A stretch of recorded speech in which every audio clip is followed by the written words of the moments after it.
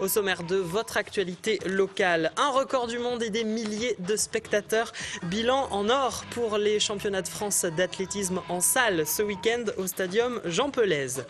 Victorieux mais pas convaincant, les rugbymen de l'ASM Clermont-Auvergne ont battu Bayonne samedi après-midi en top 14. Enfin, il y a peu de neige mais beaucoup de touristes. Reportage au Mont d'Or dans ce journal à l'occasion des vacances de février.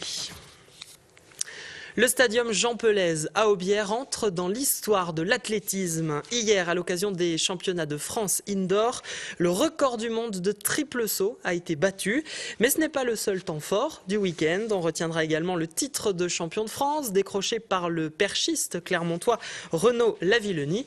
Le tout dans un stadium Jean Pelez plein à craquer. Grégory Gomez revient sur les principaux résultats de ces championnats.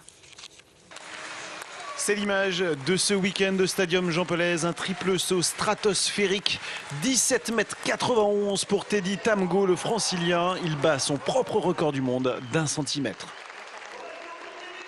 J'étais très bien. Maintenant, pas encore dans une forme excellente.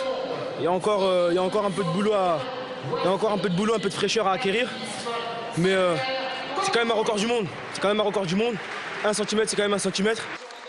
La veille, samedi, Renaud Lavillenie flirte une nouvelle fois avec les sommets. 5,85 m effacés sur ces images assez facilement.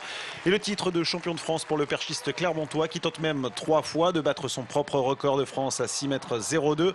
Tentative échouée, mais le perchiste clermontois est bien sûr satisfait. Pour moi, l'avantage, c'est que je connaissais cette salle, je m'entraîne tous les jours, j'ai tous les repères.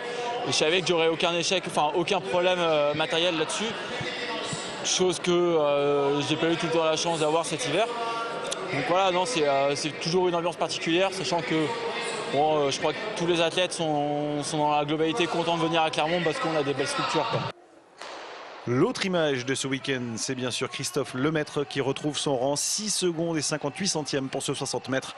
Le sprinter français est qualifié pour les championnats d'Europe à Berlin. Deuxième performance européenne derrière Dwayne Chambers. Tout au long du week-end, Clermont aura vécu des championnats de France dignes des meilleurs rendez-vous internationaux.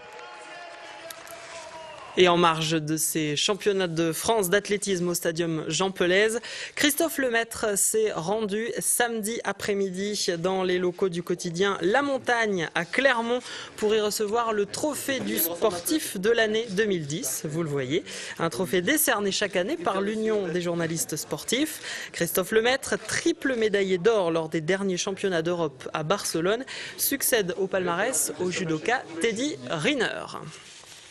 On parle de rugby. À présent, le résultat, mais sans la manière. Les joueurs de l'ASM Clermont-Auvergne ont battu Bayonne samedi sur la pelouse du Parc des Sports Marcel Michelin. Les Clermontois qui restaient sur une défaite à Montpellier l'ont emporté 24-19 en inscrivant 2 essais dont un signé Gonzalo Canale. Cette victoire, dans la douleur, satisfait tout de même l'entraîneur de l'ASM, Vern Cotter. Je trouve qu'on peut encore monter notre niveau en objet, mais c'était une bonne chose faite aujourd'hui de gagner. Et maintenant, on est encore 15 jours pour bien préparer le prochain match contre Toulon à la maison. Et puis, je pense qu'il y a un peu plus de confiance, mais surtout, ce que je retiens, c'est la grosse envie collective d'une équipe de faire quelque chose. Vern Cotter qui réagissait au micro de Martial Delecluse. Et toujours à propos de rugby, l'ASM vient de recruter un nouveau joueur, on l'a appris aujourd'hui. Il s'agit du pilier sud-africain Daniel Kobze. Il a signé pour 3 saisons avec l'ASM. Kobze évolue actuellement à Aurillac, club de Pro D2. Et puis une image de football. Le Clermont Foot Auvergne a dû concéder le match nul sur sa pelouse vendredi soir face à Sedan. Score final 1-1. Le but clermontois est signé Sloan Priva in extremis à la 92e minute dans les arrêts de jeu. Clermont s'en sort bien, donc les Auvergnats pointent désormais à la 13e place au classement général de Ligue 2. CFA Sedan, on en reparle tout à l'heure dans la rubrique sport du lundi avec Grégory Gomez et ses invités. En bref, un incendie spectaculaire hier soir à Rion, zone du Maraîchat, dans une entreprise fabriquant des palettes en bois. 2000 m² de stock sont partis en fumée entre 22h30 et 1h du matin. Près de 80 pompiers au total sont intervenus sur place. L'origine de cet incendie pourrait être criminelle selon nos confrères de La Montagne. Les vacances de février ont démarré pour les stations de ski auvergnates. Les touristes de l'ouest de la France et de la région parisienne sont venus en nombre cette année encore. Au Mont d'Or, même si on manque un peu de neige, seul un tiers du domaine skiable est ouvert. Les vacanciers, eux, s'en donnent à cœur joie. Philippe Robert. Comme toutes les skieuses, Lisa emprunte le télésiège. La seule différence, c'est qu'elle est handicapée et c'est Alain, son moniteur, qui lui fait découvrir le handiski, une nouveauté cette saison dans la station. On a développé ça, j'ai développé ça de manière à offrir aux gens cette particularité, cette possibilité d'avoir les bonnes sensations et les sensations de glisse que peut avoir tout être qui dispose de tous ses membres et de toutes ses capacités physiques. Et le temps de quelques descentes, Lisa se sent grisée par la vitesse. J'ai l'impression de faire du ski parce que je me penche mes fesses pour les virages. Enfin, on retrouve vraiment les sensations. Pour Alain, il faut se frayer un passage parmi les skieurs, car malgré le temps maussade, il y a beaucoup de monde sur les pistes. Des skieurs qui profitent d'une réduction actuellement de 20% sur les forfaits et de bonnes conditions de glisse. Ça skie bien partout, c'est bien balisé. Le damage, maintenant on fait le damage le soir pour permettre d'avoir des pistes de qualité à offrir à la clientèle. Donc les gens peuvent venir, il y a de la neige et on peut skier dans des bonnes conditions. Une moyenne de 3000 skieurs par jour, très satisfaits de leurs vacances au Mont d'Or. C'est super, il y a de la neige et puis on s'amuse bien sur les pistes. C'est bien, c'est calme, c'est joli, c'est sympathique surtout. Très familial, très sympa, très belle station, parfaite. Une station qui cette saison voit passer un grand nombre d'étrangers, anglais notamment, qui profitent de vols à bas prix entre Limoges et l'Angleterre. La cuisine française est bonne, le vin français est bon, l'hospitalité également et nous sommes très contents d'être ici. Pour les commerçants, il faut juste un peu plus de temps pour se faire comprendre. Il faut s'adapter un petit peu, mais enfin bon, quand tout le monde est très sympathique, ça s'arrange toujours, quoi. On arrive toujours à trouver une bonne solution. Côté hébergement, même sourire avec un taux de remplissage de plus de 70%. Le thème du conte à l'honneur lors du dernier festival du court-métrage inspire également les artistes locaux. Deux plasticiennes auvergnates, Hippolio et Boët, ont travaillé autour du conte et elles présentent leurs œuvres en ce moment à la galerie Balthazar à Clermont. Cécile Finot nous emmène voir cette double exposition. Regardez. C'est l'histoire de deux langages, deux propositions artistiques sur le thème du conte qui n'inspirent pas que la gaieté et l'insouciance de l'enfance.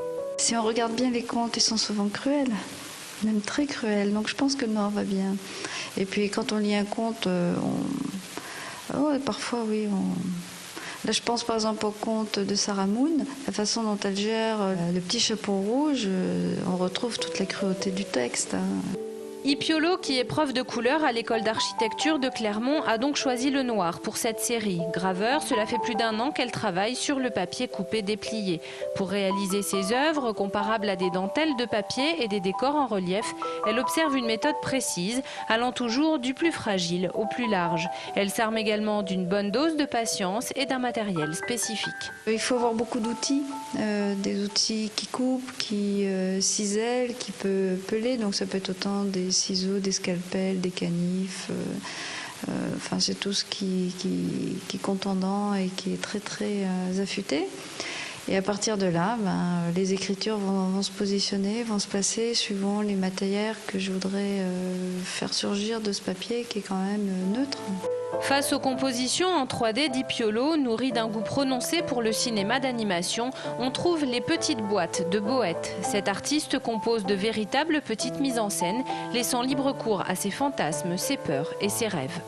Elle reconstruit des univers comme ça qui peuvent être liés à l'univers de l'enfance ou à l'univers de la femme aussi. Et on regarde tout ça à l'intérieur, donc c'est des espaces protégés auxquels on accède, donc vous avez vu à travers les judas, les lentilles, donc il y a un côté très intimiste et très voyeur aussi. Les deux plasticiennes apportent ainsi des interprétations très différentes de l'univers du conte. Leur point commun est toutefois de montrer davantage la peur qu'ils suscitent plutôt que la douceur des histoires que l'on raconte aux enfants.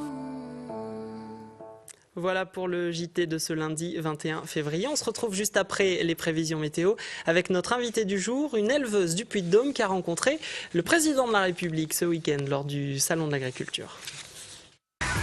Toute l'actu locale est aussi en ligne. Retrouvez votre JT sur clermontpremière.com.